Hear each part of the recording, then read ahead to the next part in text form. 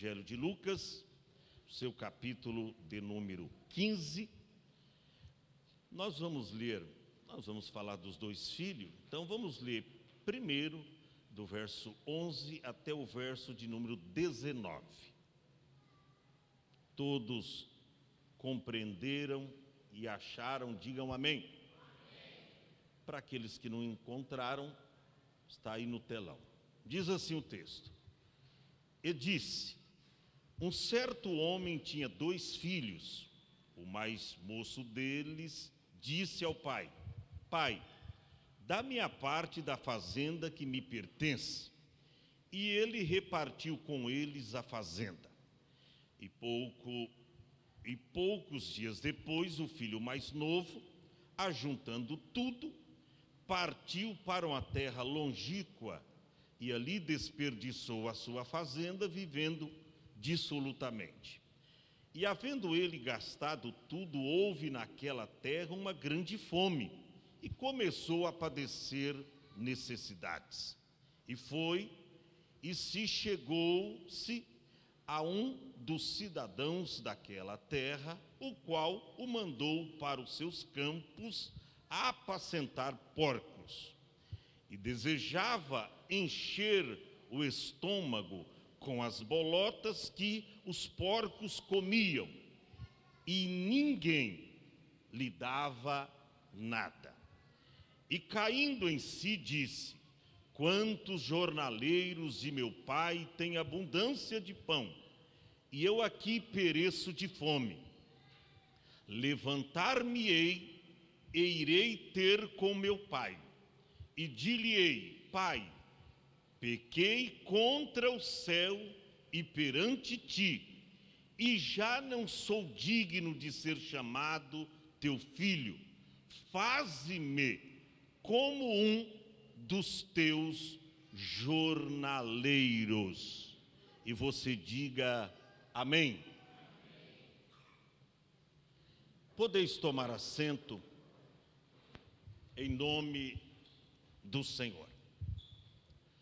O nosso tema está exposto aí no telão: parábola do filho pródigo e do filho mais velho.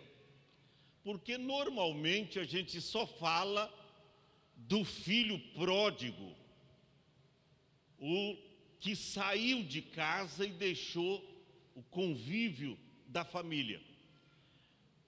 E a gente fala desse filho que se perdeu ao sair de casa. Mas a gente esquece de mencionar que o filho mais velho estava perdido dentro de casa e não sabia.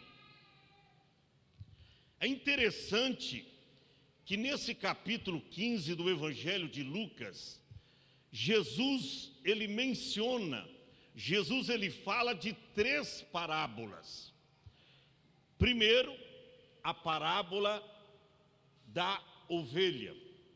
A ovelha que se desgarrou do redil.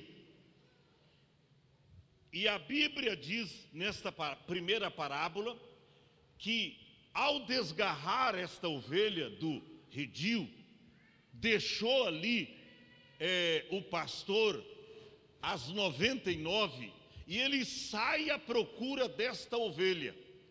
E diz a Bíblia que ao encontrá-la, ao achá-la, ele coloca nos seus ombros gostosos e ele volta para o redil dizendo: alegrai-vos comigo, porque eu já achei a minha ovelha perdida.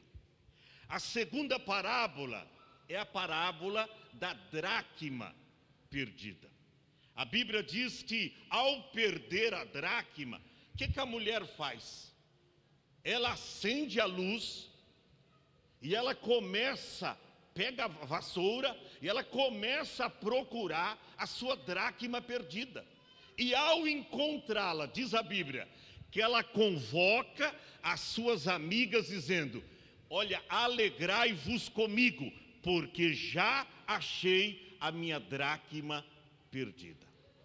Só que quando a gente lê a terceira parábola, que é a parábola do filho pródigo, esta é mais contundente, porque diz a Bíblia que houve festa, houve premiação, houve recompensa, e houve a conclusão de um ensino extraordinário, dramático, que Jesus usa a primeira e a segunda parábola, e agora ele faz a conclusão com a terceira parábola. O que me chama a atenção aqui, preste bem atenção, qual é a primeira história? A da ovelha perdida. A ovelha está perdida dentro ou do lado de fora. Aonde a ovelha está perdida? Dentro ou do lado de fora? Ela está perdida do lado de fora. Preste atenção. Todo animal de rebanho, escute bem isso, quando está perdido, ele sabe que está perdido. Todo animal de rebanho, quando ele está perdido, ele sabe que está perdido. E no caso de uma ovelha, ela começa a berrar, ela começa a gritar, ela está perdida, ela sabe que está perdida. Agora escute bem isso. O que nós encontramos é que, então, eu tenho alguém do lado de fora perdido, mas sabe que está perdido. A ovelha, ela começa a berrar, ela começa a gritar, ela está perdida do lado de fora. O que acontece? Qual é a segunda parábola? Da dracma perdida. Dracma é um animal. É um animal? Não. Dracma é o quê? Uma moeda. Dracma tem consciência? Tem consciência? Não tem consciência. Mas aonde a dracma está perdida? Fora ou está perdida? Dentro. Então veja bem, olha que coisa tremenda para você entender. Dentro nós temos uma dracma que está perdida. Fora nós temos uma ovelha e ela sabe que está perdida. Mas a dracma, ela não tem célebre, ela não tem consciência. Aonde ela está perdida? Dentro de casa. Então eu tenho gente perdida lá fora e gente perdida lá dentro. Olha que coisa interessante. Qual é a vantagem? Quem está perdido lá fora tem consciência que está perdido. Mas quem está dentro não tem consciência que está perdido. E é aí que reside um grande problema. Não tem consciência alguma que está perdido. Aí Jesus, então, ele conta a terceira parábola, que é a do filho pródigo, que, na verdade, não do filho pródigo, mas dos filhos pródigos. Porque tem muitos filhos que estão perdidos dentro da casa do pai, só que eles não sabem que estão perdidos. Estão perdidos. Não é porque você desceu as águas batismais, não é porque você faz parte do grupo de jovens da igreja, não é porque você canta no coral, canta no louvor, ou que você até tem uma oportunidade para falar a palavra. Precisa ver a sua sintonia com Deus. Precisa ver como está o seu relacionamento com o pai. Porque o filho mais velho, eu vou mostrar para vocês, ele estava perdido dentro de casa e ele não tinha consciência que estava perdido. Ele não servia o pai por amor. Ele servia o pai por medo. Mas ele não fazia por amor. Isso aí é algo seríssimo. Então, vamos ver se você me entende. Quem é o pródigo? O filho que se perdeu do lado de fora, estava consciente né? Mesmo estando na prostituição, mesmo estando perdido, ou o filho mais velho, que estava perdido dentro de casa e não sabia, ou pelo menos ele não fazia questão de saber. O que eu entendo aqui, que quando Jesus conta essa terceira parábola, ele é contundente. Você vê que no verso 11 está escrito: um certo homem tinha 2 filhos. Ele tinha quantos filhos? 2. A Bíblia diz que foi o mais moço deles. Naturalmente, quando se fala de jovem, aquele menos experiente, não tinha muita noção da vida, do que é uma vida lá fora sem Jesus. Ele nunca tinha experimentado uma vida sem Deus lá fora, ou longe do convívio, falando agora com relação à família, longe do convívio familiar, ele não conhecia. O mais jovem, a Bíblia não diz que foi o mais velho, a Bíblia diz que foi o mais jovem, o mais moço deles. Ele se dirige ao pai e diz: pai, dá-me a parte da fazenda que me pertence. Qual é a primeira lição para mim e para você? Primeiro, esse filho mais novo, ele não tinha direito de fazer esse pedido. Por quê? Porque a herança só era dada depois que o pai morresse, depois que o pai morria, e era dada primeiro ao filho mais velho, e não ao mais novo. A porção maior era dada ao filho mais velho, o primogênito, e depois então ele, pela sua bondade, ele, pela sua generosidade, ele dava também para os demais irmãos. Mas a ele competia fazer isso, depois que o pai morresse. A herança só era dada para o filho, ou para os filhos, depois que o pai morresse. Então o que é que eu entendo aqui? Que esse filho estava até desejando a morte do seu pai. Eu quero que o meu pai morra. Eu quero que o meu pai morra, porque eu quero a minha parte da herança que a mim pertence. Ele estava desejando que o seu pai morresse. Não obstante, ele sabendo que de repente isso seria impossível, ele vai antes e diz: pai, eu não estou contente em continuar vivendo em família. Eu não estou contente aqui vivendo nesta casa com vocês. E eu quero me ausentar. Eu quero viver a minha própria vida. Isso é forte, irmão. Sabe por quê? A segunda lição que eu aprendo aqui é que Deus respeita as nossas decisões. Não está escrito aqui que o pai questionou com o filho. Ele, sendo pai, ele poderia ter questionado, sim ou não? Ora, você é pai, você é mãe, o teu filho, a tua filha se dirige para você, diz: pai, mãe, eu estou indo embora, estou arrumando a minha mala, vou deixar vocês. Eu pergunto para vocês, vocês não vão insistir com esse filho, com essa filha? Não faça isso, minha filha. Meu filho, você está vivendo bem aqui na casa do papai, você tem tudo que você quer, a gente te dá tudo, sim ou não? A gente, humanamente falando, eu como pai, você como mãe, você faria certamente isso. Mas a Bíblia não diz que o pai questionou com o filho. Sabe por quê? Deus respeita as nossas decisões.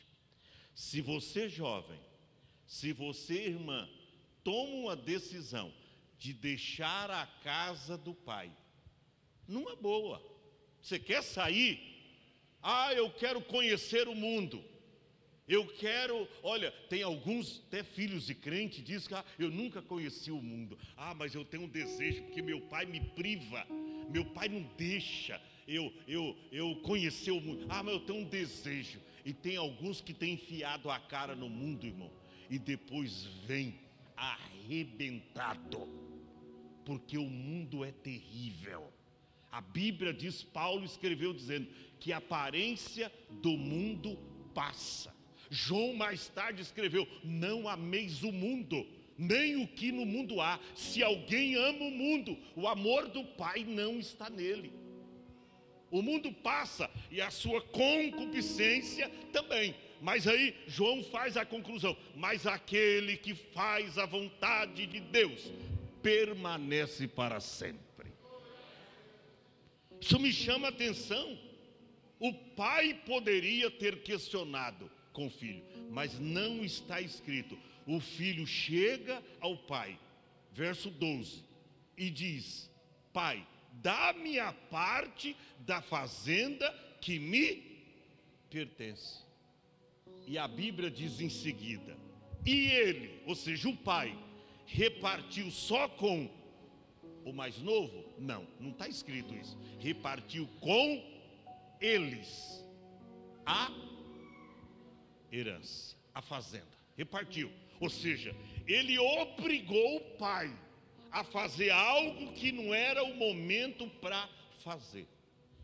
Quantas vezes a sua insistência em entrar por um caminho errado, às vezes até insiste com Deus. Eu me lembro de um jovem que queria namorar uma moça, e todos viam que era um relacionamento que não ia dar certo, mas ele insistiu, até que casou com ela. Não durou 3 meses o casamento. E aí, qual foi o resultado? Os dois desviados. Porque casamento não significa porque vai dar certo, porque os dois cônjuges são crentes. Os dois são crentes. Não, muitas vezes é crente, os dois, mas Deus não está de acordo. Ou seja, aquele relacionamento não é a vontade de Deus. Não é porque os dois são evangélicos, são crentes, que Deus está no negócio. Muitas vezes não é para você esse relacionamento. Deus tem algo melhor, ou quando não é aquela pessoa escolhida de Deus para você, e você insiste, e você vai sofrer mais tarde. Tem muitas jovens que casaram até com o aval do pai, que às vezes os pais, principalmente quando vê, alguns pais olham para isso, né? A vida financeira da pessoa, eu quero que você case com esse, e até força um pouquinho. É preferível casar com um pobre, que não tem nenhuma uma casa para pôr a sua filha dentro, mas ele ama ela de verdade, e ele vai lutar para conseguir as coisas, e Deus vai dar vitória. Então cuidado.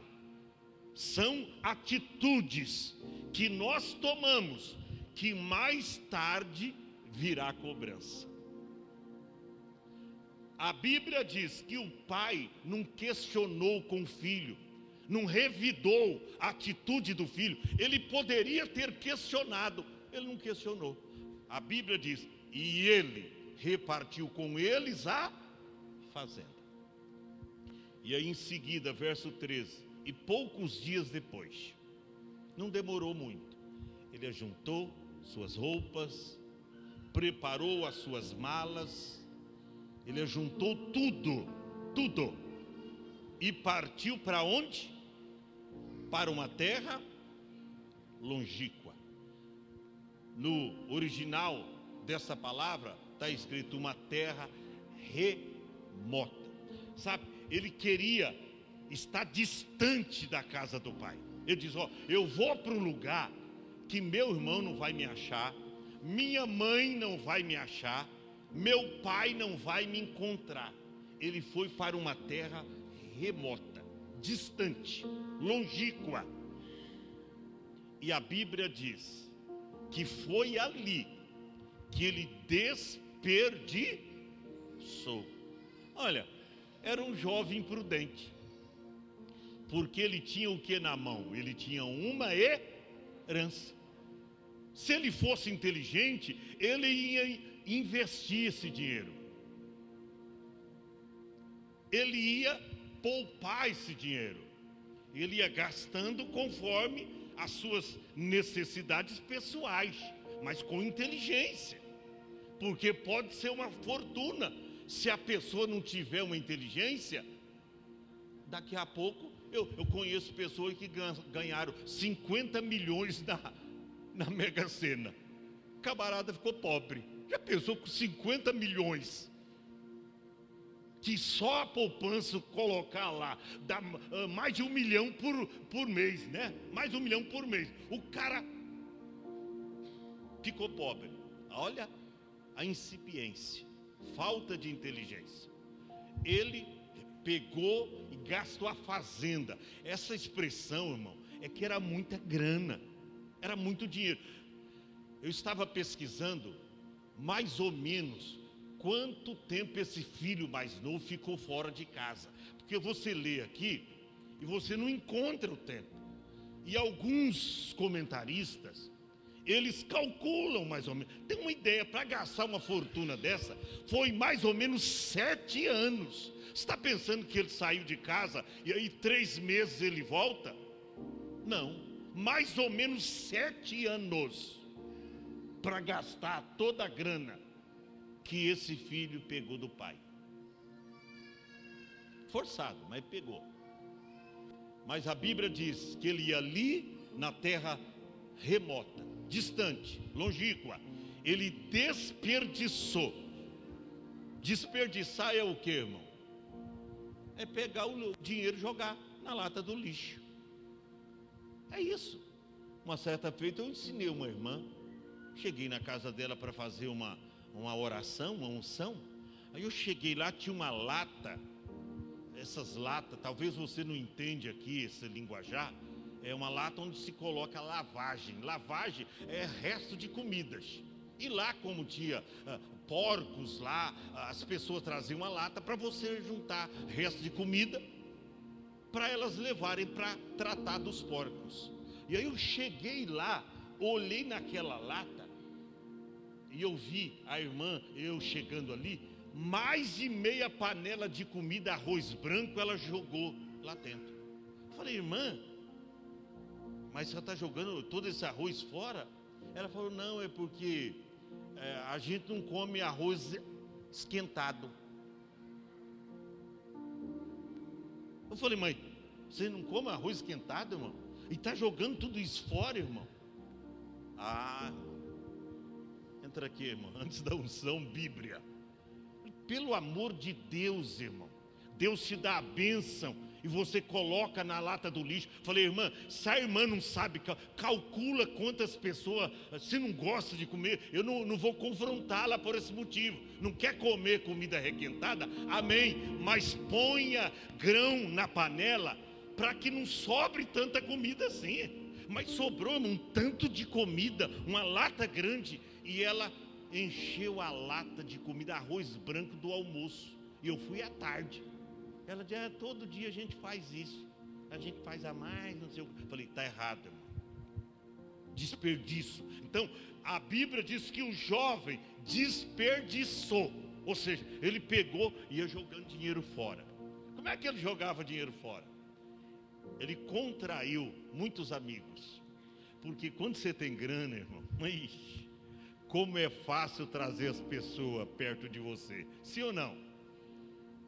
Você tem grana, você tem fama, você tem bons carros, você veste bem, você atrai pessoas, os interesseiros, como tem, os interesseiros, vem tudo. E aí que ele dizia, a rodada agora de bebidas é por minha conta, pode comer à vontade, pode beber à vontade. E ali a Bíblia diz que ele foi desperdiçando toda a sua fazenda. Por quê? Eu me atrevo a dizer que foi assim, porque diz aí a última parte do versículo, vivendo dissolutamente. Leva para o dicionário essa palavra, esmiuça ela ela lá, para você ver o que é viver dissolutamente. Uma vida dissoluta, a seu próprio bel prazer. Uma vida esplêndida, uma vida regalada. Era assim que esse jovem escolheu para viver. Mas diz a Bíblia, verso 14: e gastando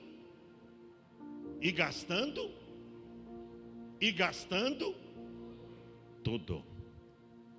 Todo dinheiro pode ser muito, mas se você não tiver um controle, isso é para você, irmão, que ganha muito. De repente tem gente que ganha tanto, mas não tem um controle, irmão. Ele não aguenta ver uma propaganda na TV.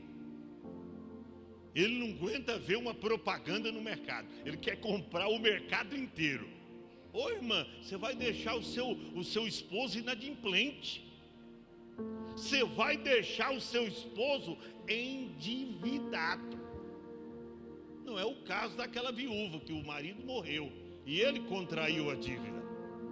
Mas tem umas mulheres aí, não, mas essa roupa está muito batida. Esse sapato aí não dá mais para usar. E o marido, para fazer a vontade da querida esposa, ele vai lá e... Cuidado, irmão. Pensa como seu marido. Consulte ele. Cuidado, tenha o controle. Ainda mais nesses tempos, né, guerreiro Eduardo? Para ganhar din-din, tá difícil, não tá? Para ganhar din-din, tá difícil, irmão. Então tenha controle. Senão você nunca vai ter nada. E nunca vai poupar um pouquinho. Ah, pastor, mas Jesus vem. Eu tenho que comer tudo hoje. Eu tenho que gastar tudo hoje. Ele vem, meu irmão. Mas se ele não vir até amanhã, você vai ter alguma coisa para gastar e para manter a sua família? Cuidado. A Bíblia diz que ele, havendo gastado tudo, o que aconteceu? Houve naquela terra uma grande fome. E ele começou a padecer então necessidades. Foi a hora, irmã Verinha, que os amigos abandonaram ele. Que aqueles que o conheciam, diziam, ele vendeu o carro, já não está mais com aquele carro para nos dar carona. Aquela moto bonita, você quer ver a moça se engraçar com o moço? É quando ele tem uma moto daquela, né? Nossa, rapaz, faz aí uns vídeos aí, a gente fica vendo. O cara passa com a motinha velha e ele tenta falar com a menina e ela nem dá zóio. Aí ele vai lá, troca de roupa, entra numa moto daquela, sobe uma moto daquela e para lá. Ela já olha, a interesseira, né? Já viram aqueles vídeos? A interesseira, nossa, ela já quer subir na moto, já quer... Olha como é que chama a atenção. Daqui a pouco ele não tinha mais nada, e havendo gastado tudo, para complicar mais as coisas, houve naquela terra uma grande fome, e ele então começou a padecer necessidades. Agora ele vai viver uma realidade que ele nunca viveu. Na casa do pai, ele nunca passou por uma situação dessa, porque na casa do pai ele tinha tudo.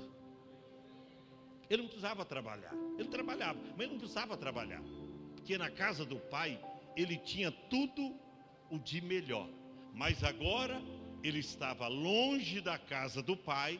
Os amigos certamente todos abandonaram, e ele começou a padecer necessidade. E olha o que ele fez. E a Bíblia diz: e foi-se, verso 15, chegou a um dos cidadãos daquela terra, o qual mandou para os seus campos. Qual era o serviço? Apacentar porcos. Irmão, eu já fiz esse negócio para ajudar meu pai. Rapaz, se não bastasse os bichos de pé que você pega ao entrar no chiqueiro, e ele não tinha nem uma sandália, nem uma alparca para colocar nos pés, A Bíblia diz que ele desejava comer. Não é que ele comia. Tem gente que quer ir além do texto dos originais.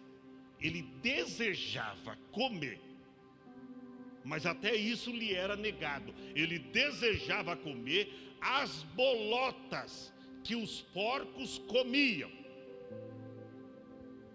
Tem alguns comentaristas que trazem que essas bolotas aí eram um tipo de alfarrobas, de vargens, que a classe mais pobre do Oriente se alimentava. Quando não tinha nada para comer, estava quase morrendo, aí dava as alfarrobas.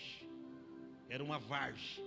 Isso não está bem patente nas escrituras, mas todavia ele desejava comer comida de porcos, e ninguém lhe dava nada. Ou seja, quando ele queria pegar as alfarrobas e colocar, o superior dele, isso aí não, isso é para os porcos, isso não é para você. Ou seja, nem isto era permitido.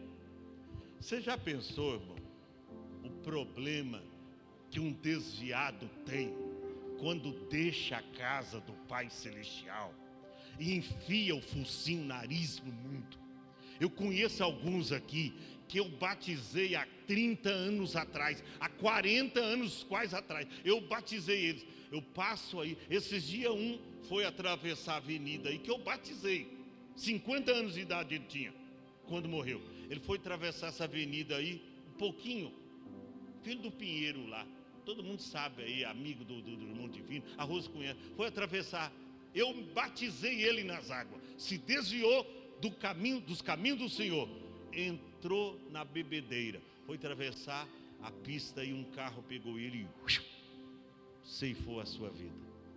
Olha para cá, jovem, não vale a pena jamais deixar a casa do Pai. Esse jovem sofreu muito, ele desejava comer a comida de porcos, e a Bíblia diz que nem isso lhe era permitido, porque ninguém lhe dava nada. O seu valor é aqui dentro. Aqui as pessoas te amam. Aqui as pessoas, quando você está passando alguma dificuldade, elas vão estar ao seu lado, elas vão te ajudar.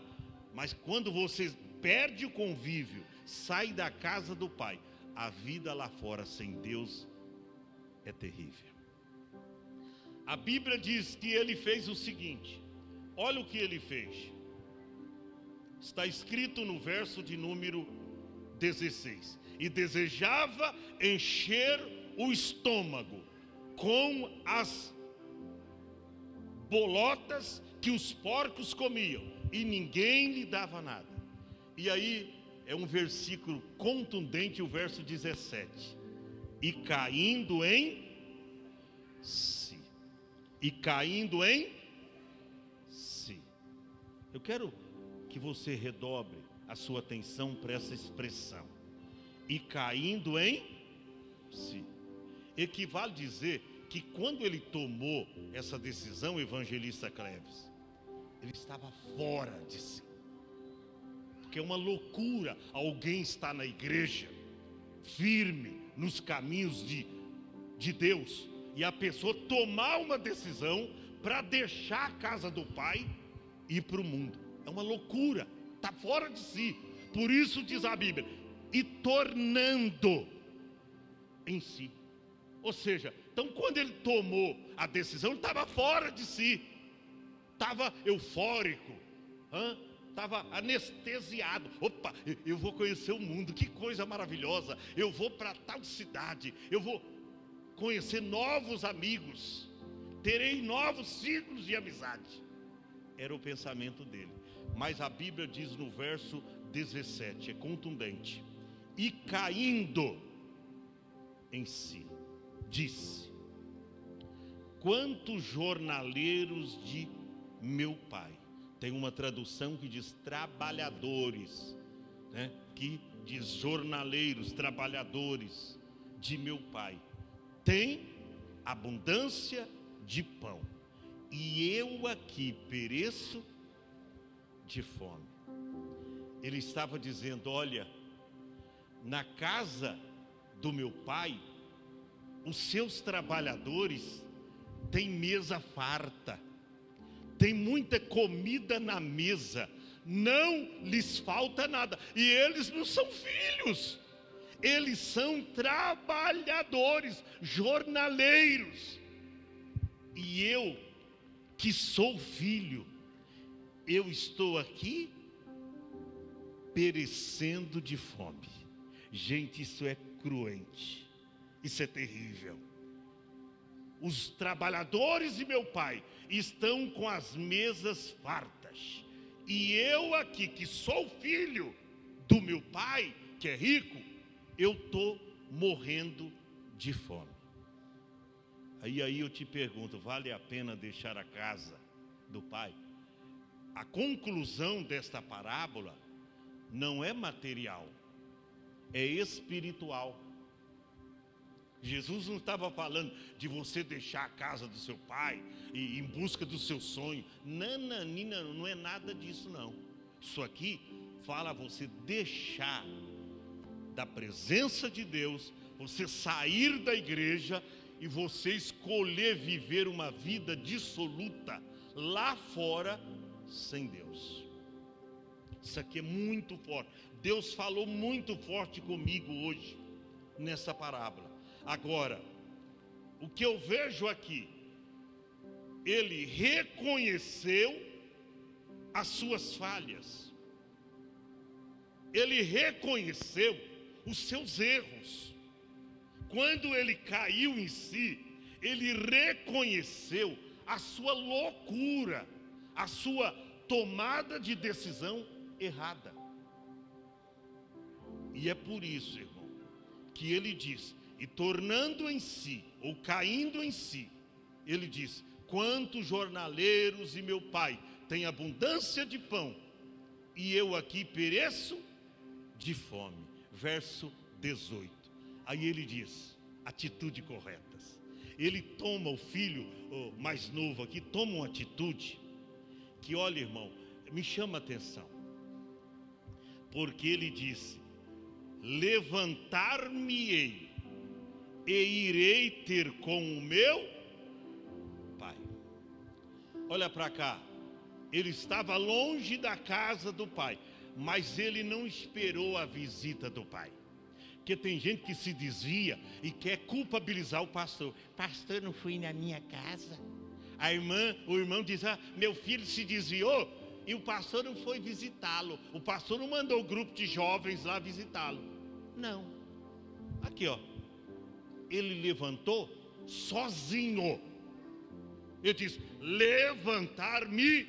Ele não esperou a visita do irmão.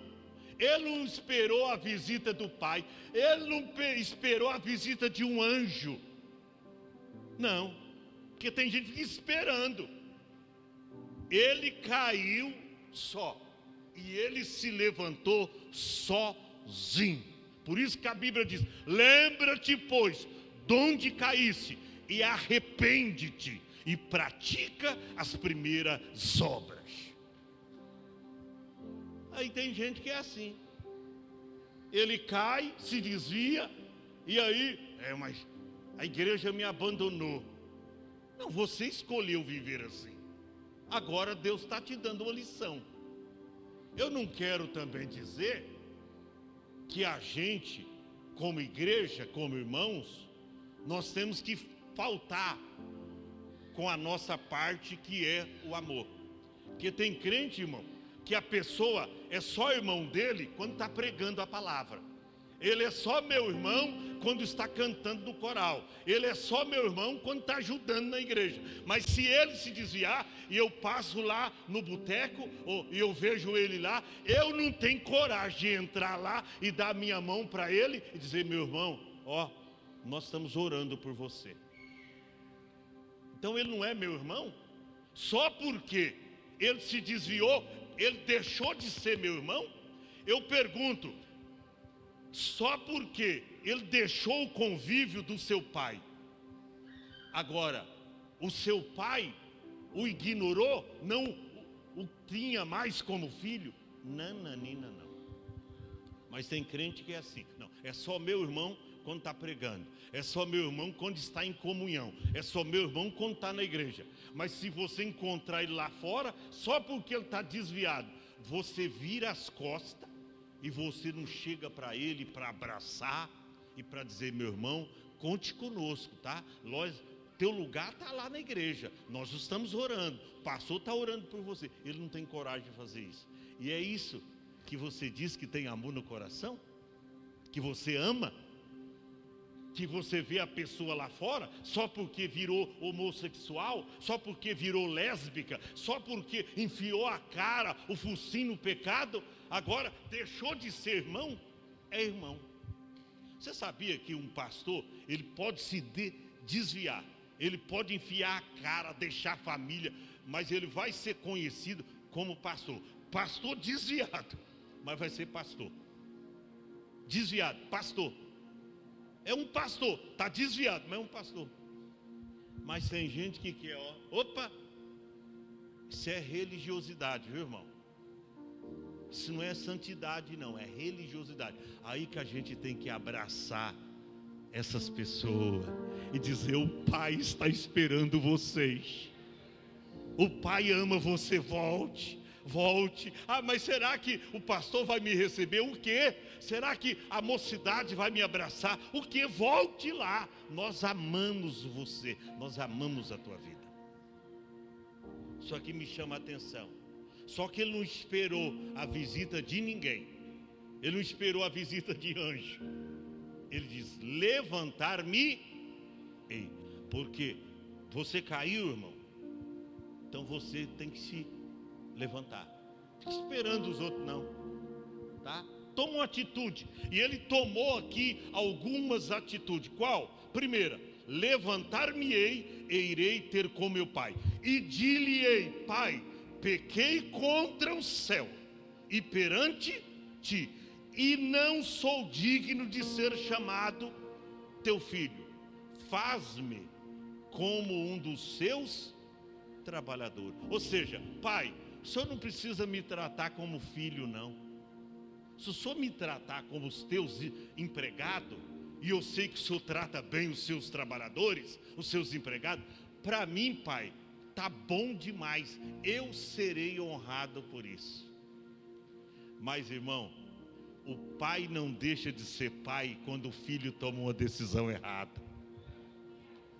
A mãe não deixa de ser mãe quando a filha entra na prostituição, entra pelo caminho errado. Ela continua sendo mãe. Quantas mães que vai, o filho está preso lá no presídio, matou, fez tanta coisas erradas, a mãe vai levar lá é o rango que fala, né?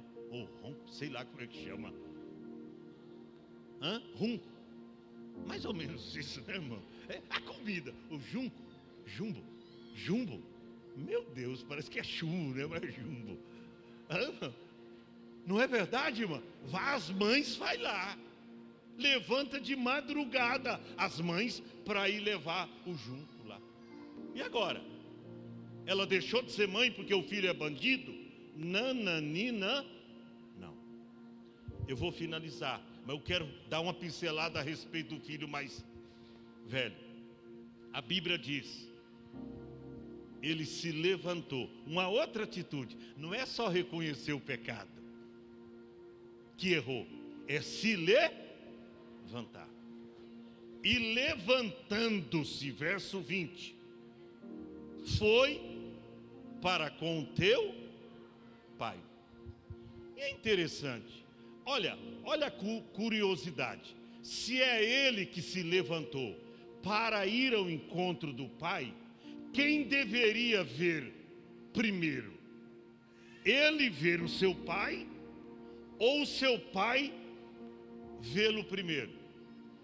Naturalmente, irmão, se é ele que tomou a decisão, naturalmente ele ia ver o pai primeiro. Mas aqui está escrito diferente, que de longe o pai o viu. Sabe por quê, irmão? O pai não foi buscá-lo, mas o pai estava o esperando. Aleluia. O pai não foi visitá-lo lá, porque nem sabia, ele não deixou endereço. O pai não foi buscá-lo, mas o pai estava à sua espera. Por isso que a Bíblia diz que quando ele saiu, voltando para a casa do pai, de longe, estava longe ainda, o pai o viu e moveu-se de íntima compaixão. Quem sabe ele pensava: meu pai vai me dar um sermão, meu pai vai pôr eu numa cadeira, vai meter o dedo no meu nariz e vai falar uma meia hora, 1 hora, 6 horas. O pai não fez nada disso não. Moveu-se de íntima compaixão. E o pai fez o quê? Correu ao encontro do filho.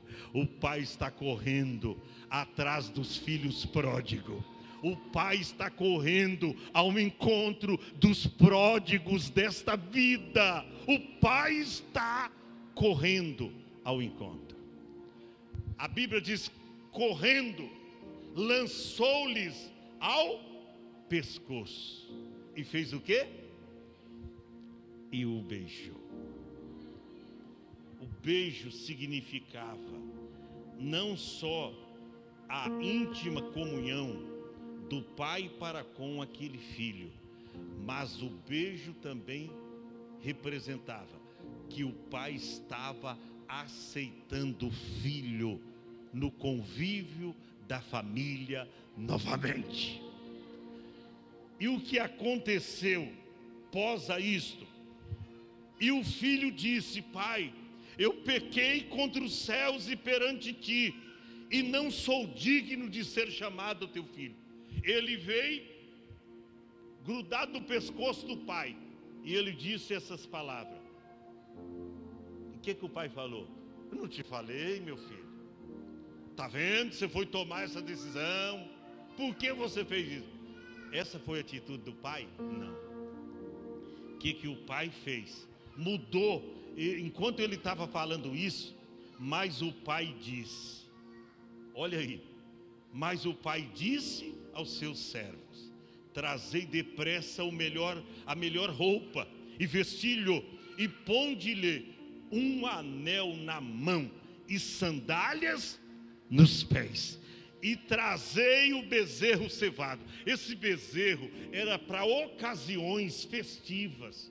Às vezes um bezerro cevado era guardado 3, 4, 5 anos, até chegar alguém muito importante para aquela família. O pai já havia preparado um bezerro. Ele dizia para os seus empregados: este aqui nós só vamos matá-lo quando o meu filho chegar são e salvo a esta casa. E a Bíblia diz que chegou o momento, ele diz: trazei o bezerro cevado e matai-o, e comamos e alegramos, porque este meu filho, ele disse drogado, viciado? Não, ele diz: esse meu filho, ele estava morto, mas era filho. Ele saiu de casa, mas era filho. Ele estava no pecado, mas ele era filho. Esse meu filho estava morto e reviveu. Tinha se perdido, mas foi achado. Agora, quando você lê o que na sequência a Bíblia diz, o que aconteceu? Ele diz: e o seu filho mais velho, verso 25, estava no campo, quando veio e chegou perto de casa, e de repente ele começa a ouvir o quê? Ouvir os sons das músicas e das danças. E ele chama um dos seus servos, verso 26, e ele pergunta: o que está acontecendo? O que é isso? Verso 27, e ele diz: veio o teu irmão. Você vê que o empregado usou a expressão teu irmão. Veio teu irmão. O empregado usou a expressão veio o teu irmão, e teu pai matou o bezerro cevado, porque o recebeu são e salvo. Olha atitude do crente velho de casa, que quer reivindicar os direitos. Olha o que ele diz: mas ele se indignou, não quis entrar, não quis participar da festa. De repente, subitamente sai o pai. O pai insistia, usa a expressão, instava com ele, insistia com ele, mas ele respondendo disse ao pai: eis que eu te sirvo há tantos anos, sem nunca, olha, lançando na cara do pai, pela sua bondade, generosidade e amor para com aquele filho, que se perdeu ao sair de casa, mas agora voltou arrependido. E ele joga na cara do pai: ó, eu te sirvo há tantos anos, sem nunca transgredir o teu mandamento, e nunca me deste um cabrito. Gente, peraí, ele tinha tudo na casa do pai, como o outro também o tinha.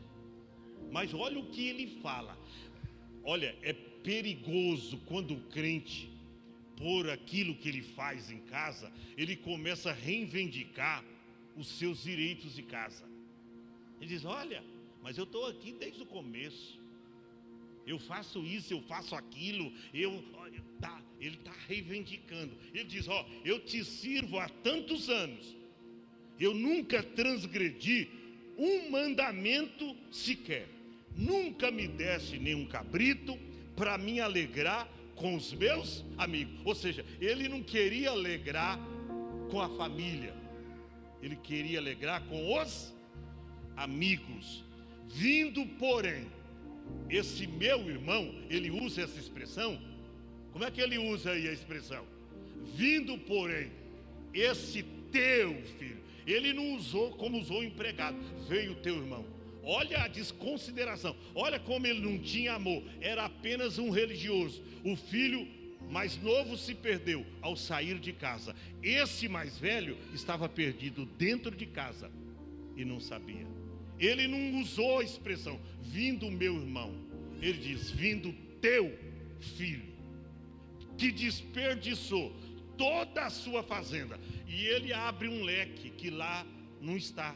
Ele diz: com as meretrizes, com a prostituição, mataste-lhe o bezerro cevado.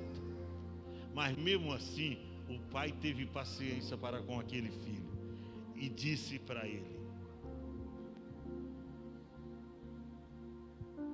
E ele lhe disse, verso 31, e eu finalizo no 32. Filho, olha, o pai poderia ter estressado com ele, porque ouvir isso da boca de um filho, irmão, é triste, hein? Mas olha a paciência e o amor de Deus.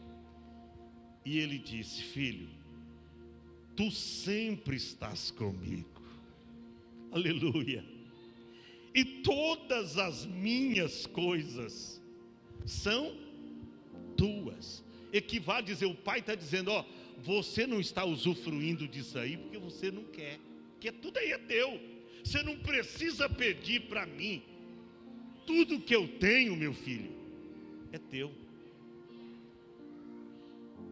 Mas aí ele diz: olha, mas era justo, meu filho, alegrarmos-nos e regozijarmos-nos. Sabe por quê?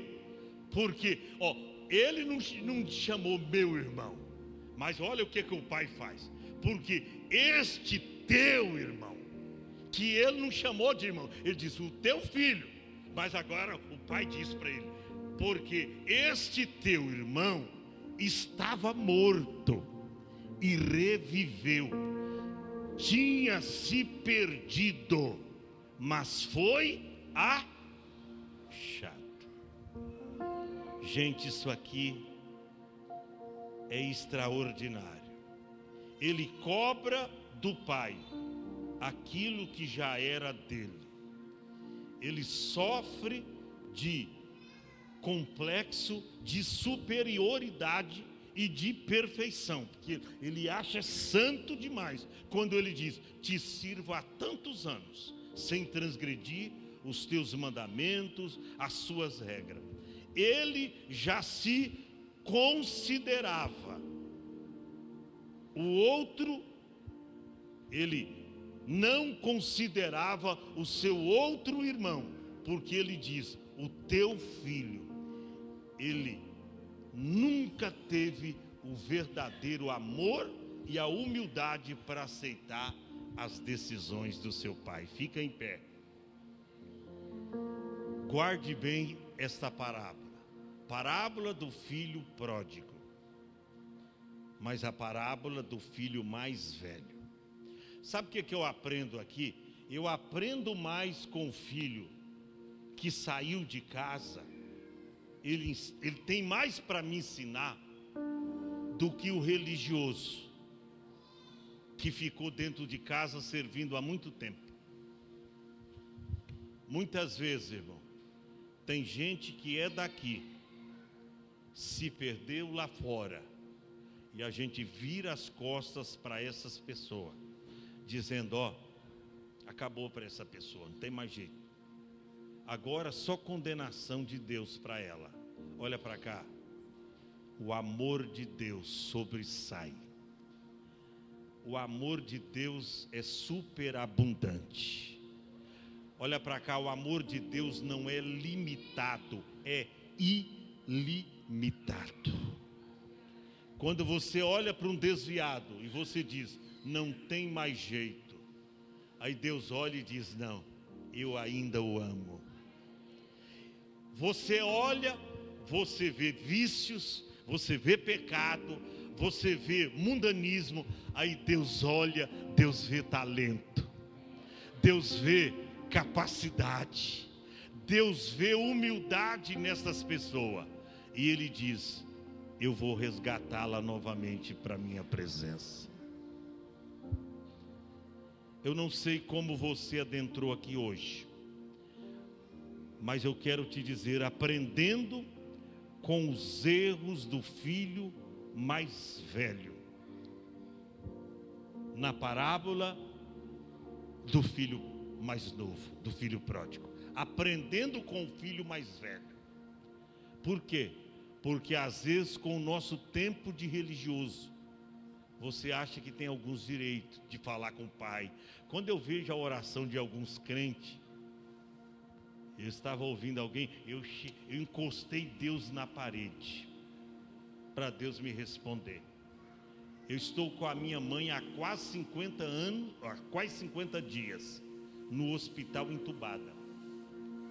E a minha oração é esta: Senhor, o Senhor está no controle de todas as coisas. O médico diz que a minha mãe vai sair do hospital já dentro de um caixão. Se esta for a tua vontade, Senhor, amém. Eu vou te glorificar do mesmo jeito, porque tem gente que glorifica a Deus só quando a porta se abre, aí ele glorifica. Tem gente que glorifica a Deus, missionária Tânia, só depois que recebe a bênção. Aí é fácil, Deus mandou a bênção, aí você glorifica. Eu quero ver você glorificar antecipadamente. Antes da porta se abrir, você já agradecer. Antes de Deus preparar o emprego dos seus sonhos, você já agradecer a Ele. Antes de Deus preparar a sua Rebeca, o seu príncipe, você já agradecer a Deus de antemão pela bênção. Isso se chama gratidão. Nós vamos cantar um louvor. Pastor, eu quero vir à frente. Você pode vir. Pastor, eu quero orar aqui onde eu estou. Fique à vontade.